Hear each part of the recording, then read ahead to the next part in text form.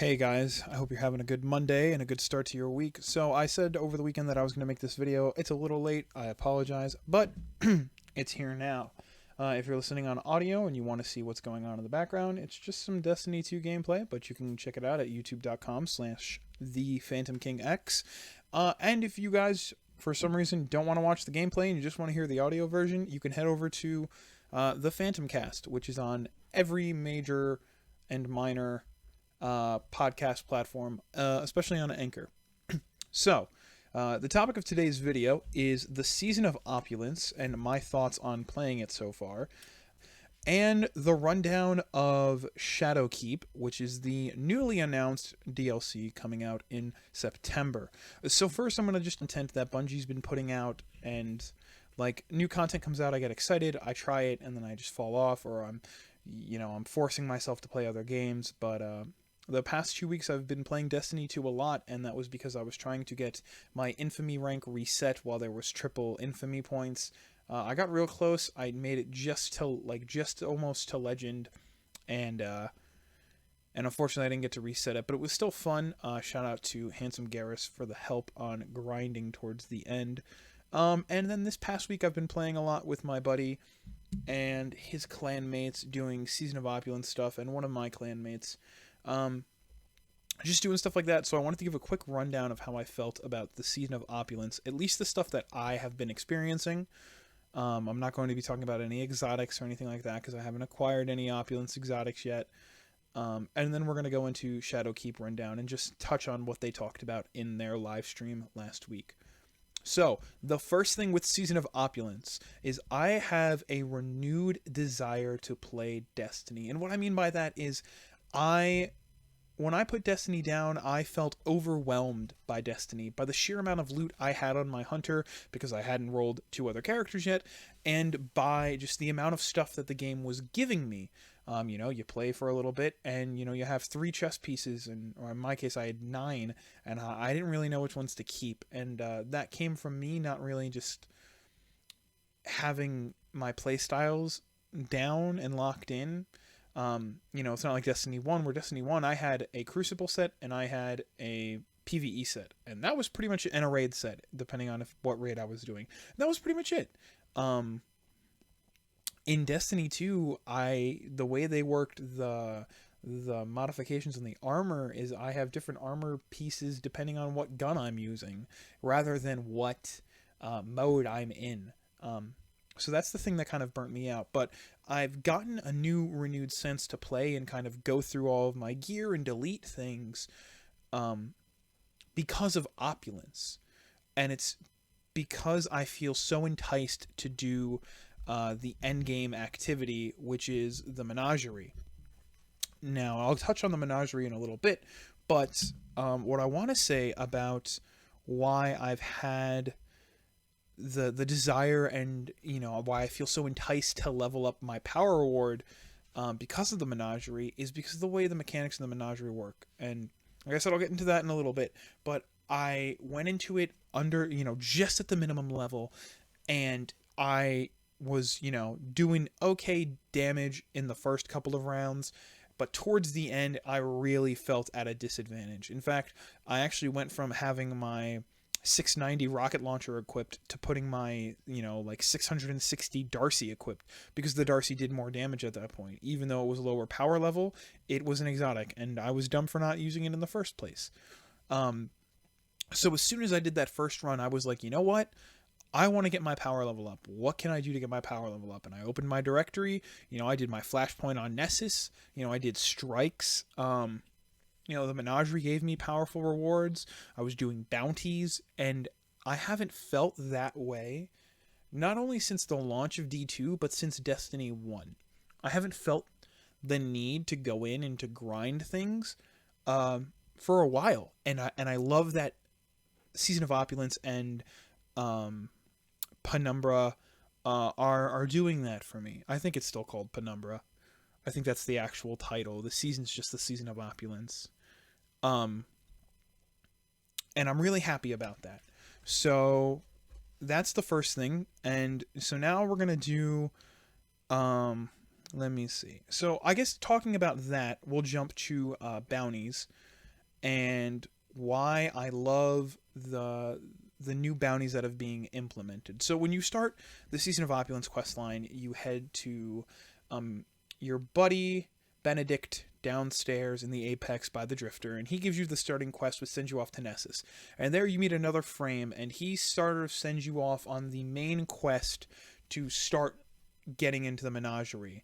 And he'll have little bounties for you to do, and each one you complete will bring you a step closer to unlocking your chalice, which is how you get your rewards in the menagerie, and which is what lets you access the menagerie. And then once you do that, he'll open up with weekly bounties, and those are really fun. You know, they're very specific, right? Some of them are like complete 10 Vanguard bounties, and or get I'm trying to think, or kill 50 enemies with melee. Like they're bounties like we've seen before, but sometimes they're very specific. And what's really cool about that is once you complete the bounty, what then proceeds to happen is you you get a treasure map. And what the treasure map does is it says, hey, go to this area and go to this marked spot on your map. Callus left you a reward. And when you go there, you get the new currency, Imperials, which allow you to upgrade your chalice. And you also get powerful rewards from it, which is really, really cool. So that bounty, that new set of bounties is really fun to do, and I like focusing on them. And now one of the more general bounties, in case some of you may not have known, is one of the updates they did was to scrapper bounties. And for those of you who don't know what scrapper bounties is, back in the day when you scrapped a piece of legendary gear, I think it had to be at least legendary. It could have been any type of gear, I'm not sure. Let me know in the comments if I'm right or wrong on this. But you scrapped a piece of legendary gear, and once you did that, you had the chance to get a scrapper bounty. And usually it was like, go do this lost sector, go get these many kills, and when you did that, you got a masterwork core for completing it, and you got some glimmer, and you got some shards maybe or whatever. Those bounties are now completely gone, and they have been replaced with personal gunsmith bounties that you can pick up at Banshee yourself. Now these bounties deal with weapon calibrations. So what that essentially means is it'll say, hey, go calibrate pulse rifles, but you get bonus points if you do it with precision hits. So you'll have an experience bar in your bounty, and it'll fill up with every pulse rifle kill you get. Precision hits give you more. And once you complete that, you get glimmer. I believe you get legendary shards, and you get mod components. I'm sorry, and you get masterwork cores. So that's going to be a way to kind of increase the influx of masterwork cores into your inventory, which is really good, especially if you're someone like me who struggles with having glimmer or having masterwork cores for infusion. So that's really another big high point for me. So the next thing I want to talk about is the power catch up. So this is like a good and a bad thing, right? So the power catch up, at least the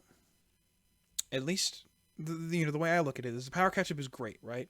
So you do the Callus bounties, and then you head in there, and you do your bounties, you get the 690 gear, you go do the activity. Great, perfect. It was in Season of the Drifter. It was really fun, and it lets you kind of access the new content right away, which was great, which is fantastic. I love that aspect of it. Now, what I don't like about it, I'm getting out of breath, so I have to slow myself down because I don't want to keep constantly breathing into my microphone. What I don't like about it is this. The power bounties have you doing old content. And they've mentioned this on Fireteam Chat. Brian Malkowicz actually brought this up on last week's Fireteam Chat episode, which I highly recommend you guys go watch. It's a great little podcast. It's a great little YouTube video. It always keeps me up to date on Destiny when I can't read the TWAB or anything like that. But he said the same thing, right? He said that he'd rather do new content to catch up his power level than do old content, which I 100% agree with. I like that the mechanic is there to get us up to speed so we can do the new content, but I'd rather have the new, the catch up bounties be tied to the new content. So maybe you can't just do the menagerie right off the bat, right? Instead, they give you, I'm trying to think, like, say they give you like a short story instance where you go do something that's tied to the menagerie, where you find the chalice, instead of them just giving it to you and telling you, oh, hey, go kill enemies with grenades and go do this, right? Say they open something like a little, and that way you can kind of start experiences like a bit of the story, piecemeal things together, and then bam, once all that's done, you got your 690 gear, right? And then you can go forward. Now, obviously, I understand if they, if there's limitations with that, with the team and stuff like that, but that would be something that I'd like to see. And let me know in the comments if you'd like to see that as well. So, I think that leads me to my last point on the Season of Opulence as of right now, which is the menagerie. The reason I love the menagerie so much is because to me it feels like Destiny 1 raid encounters. And here's what I mean by that. For those of you who played Destiny 1, you remember things like having to shoot the little bubbles to drop the pool of water to stand in to damage Golgoroth while somebody held the gaze. You remember that, right? Or, remember having a sword bearer that had to take down Crota's shield so you guys could DPS him with Galahorn from the back of the map standing on the ledge by the window? Or running around in the beginning of Wrath of the Machine to drop your electric charge into, like, the generator? What if I told you Menagerie has all of that? Now, I guarantee anyone who's listening to this is like, yo, Phantom, we already played the Menagerie. You're a little late on the pickup. Okay, you're right, yeah. But this is for people who haven't played Menagerie. This is for someone who's listening to this because they don't know if they actually want to play Season of Opulence or pay for Penumbra. Because I can't remember if the Menagerie is free. I can't remember if it is or isn't. But anyway, if you're on the fence about Menagerie, let me tell you why it's awesome. It gives you that kind of encounter and that kind of feeling that D1 used to give me and a lot of people I know. Running around collecting hive essence so you can slam it into a hive portal so it can, extend the reach of our overshield, which will protect us so we can kill more wizards and do it faster. That's fantastic. And even the final boss has Golgoroth X elements. You have to destroy these harpies, and they drop a pool of like Vex milk that you have to stand in. And there's a secret triumph that's, like the old school, one person has to hold the Golgoroth gaze. Only one person can stand in the little Vex milk pool at any given time. Like, stuff like that is really cool. And yes, it could be frustrating if you're doing it with randoms. I'm not going to deny that. But if you have a team, and sometimes if you just have a good set of blueberries, it's a blast. It's the reason why I wanted to get my power level up. And even by getting my power level up only by 3 points, I was able to deal more damage, I was able to feel more useful, and I was able to have a more blast, a better experience with it. And honestly, if there was no raid in Penumbra, just Menagerie, and they just kept rolling out new bosses and new wings and new encounters, and, it has gear tied to it. Excuse me. I would love it. I think it's fantastic. And I would have no problem with there not being a raid if they updated Menagerie. But that is what I think of Season of Opulence. I think it's the best season to have come out. I'm still actually working through all the previous content. There's a bug in the Allegiance quest right now, which is a known bug. Hopefully they fix it. But when you go to the spider to buy the jerky for the drifter, you can't access the black market menu. And I'm working through Black Armory because I had fell off Black Armory and I came back for Drifter, and then I fell off Drifter, and now I'm back for Opulence, and my attention's just kind of been drawn to grinding Season of the Opulence. But I definitely recommend playing it. If you haven't played Destiny in a while, this is a great time to come back. The end game activity is fun. It's challenging. It's a blast with buds. It's kind of the thing that people have been wanting for a long time. And don't even get me started on the chalice. The fact that you have an item tied to the endgame activity where you can slot, runes into this chalice to essentially determine what item you get at the end of it is phenomenal. That harkens back to D1 when you leveled up with a faction and you had your faction package and you can choose armor, weapons, or chroma. And Destiny 2 hasn't had that. That when the token system got introduced, it took away that player choice. Yeah, it was still left to RNG, right, with the faction packages, but at least you knew you were going to get a weapon or an armor. The Chalice of Opulence takes it one step further. There are grids and Excel sheets and pictures and stuff coming out letting everybody know, hey, this is the rune combination to get every single item. But if you go in there and you're like, man, I really want, I want a shot at an SMG. There's a rune dedicated just for SMGs. Now it's going to be random, but there's just a rune for SMGs. As long as you put that rune in, you're guaranteed an SMG, or a SMG, I'm sorry, no matter what. The same with sniper rifles, with hand cannons, with class items. This is fantastic, and it really gives players choice. And what do we want more than anything is player choice. Speaking of choice and player choice, I'm going to quickly move on and touch on Shadowkeep and their little rundown, because I don't know how long I've been going. And I honestly am not going to know until I put this in my editor. So we're just going to go from here, okay? So Bungie had a live stream where they not only revealed Shadowkeep and what Destiny 2 is going to be in year 2. Wow. I can't even think. In year 2 or year 3? Year 3. I'm sorry. Year 3. Forsaken was year 2. I had to think about that. But there's a lot of stuff to unpack, and I'm kind of just going to touch on this because I think that there are a lot of people that do this kind of breakdown better than me. But I also think it's important. You guys should go and watch the archive live stream. It's really great to see. So the first thing, the big thing, I guess, we'll break this down. It's called New Light. And essentially what that means is that Destiny 2 is going free to play in the near future. Now here's what I mean when I say free to play. You get the base game, you get Curse of Osiris, you get Warmind, you get all the destinations unlocked. You can get up to max power level.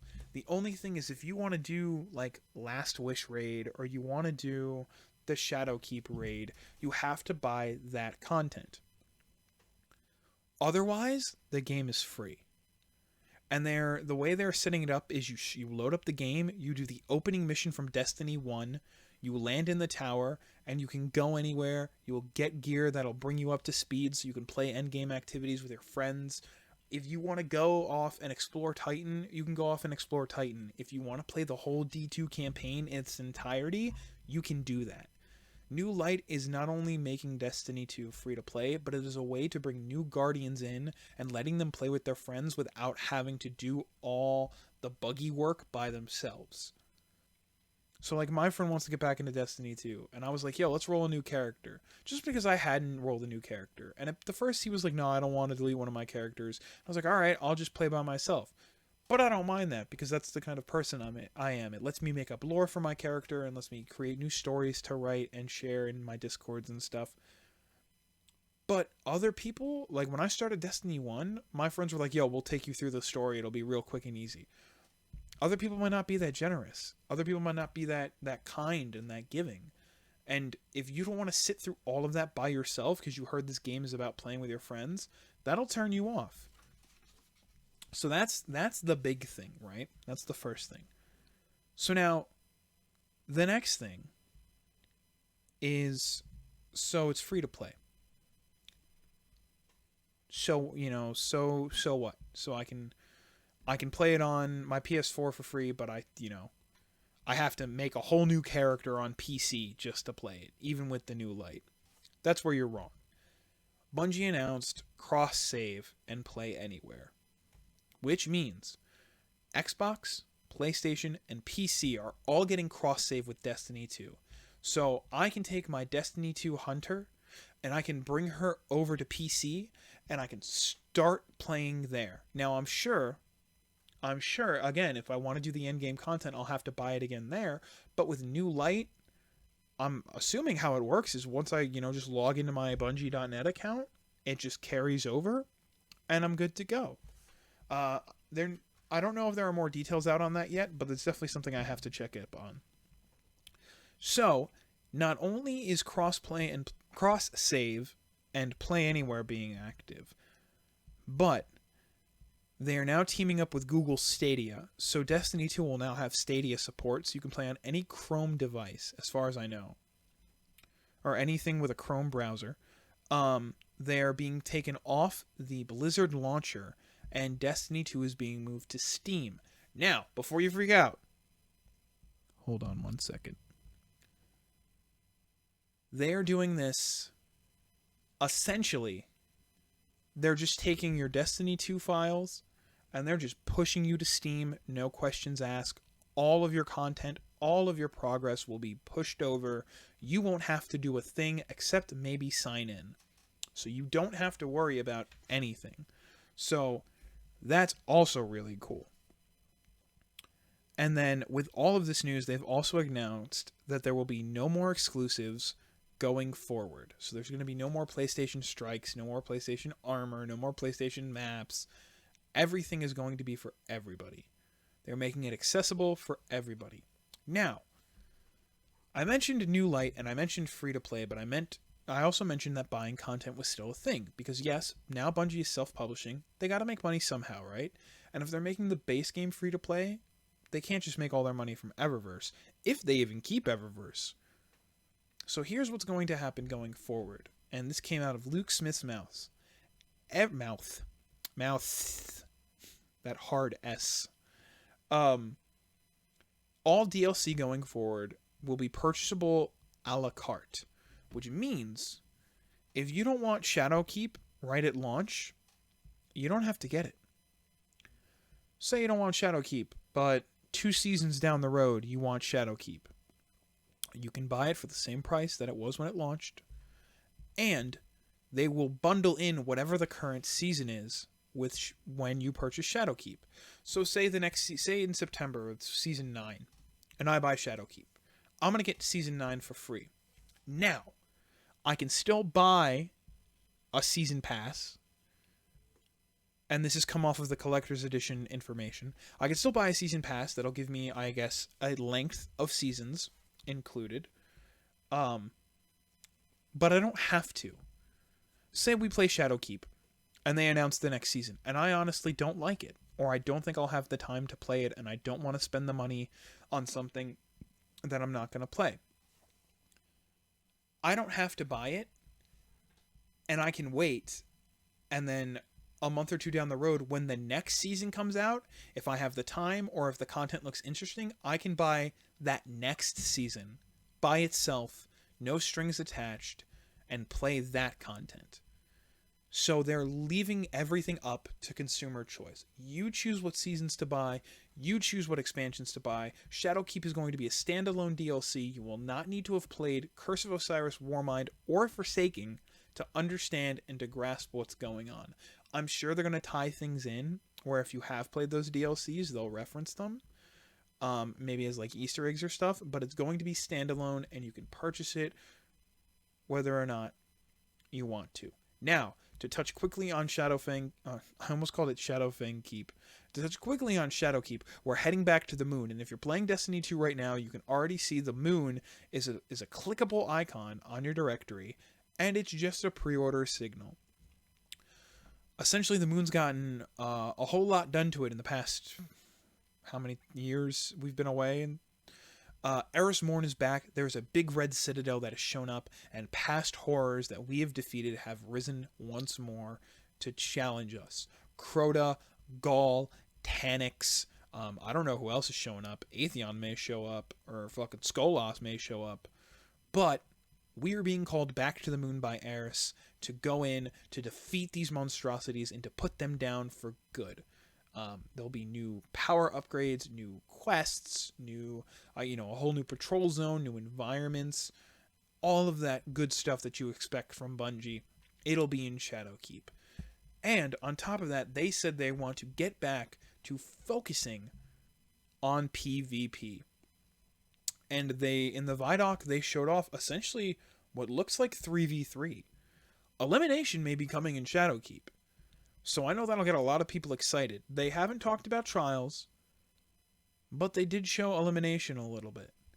So I think what Forsaken did for Destiny 2 was, I think, to an extent, what Taken King did for Destiny 1. I don't necessarily think it had the same effect and breadth of scope that the Taken King had. Forsaken was big, and it was a game changer, definitely. But I think Shadowkeep could be the next big game changer.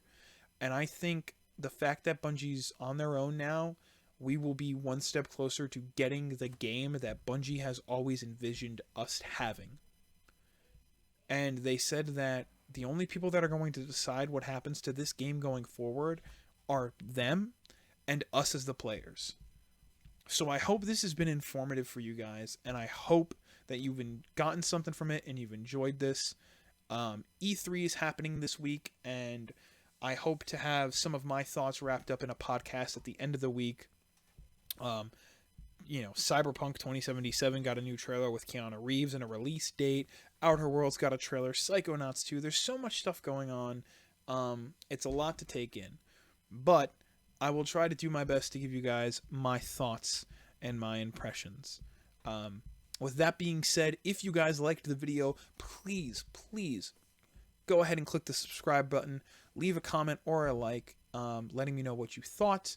And hit the notification bell if you guys want more of that stuff. If you're listening to the podcast, completely ignore that message, but feel free to subscribe to the podcast and tell all your friends about it. I merely say that because that's the way things work on YouTube right now.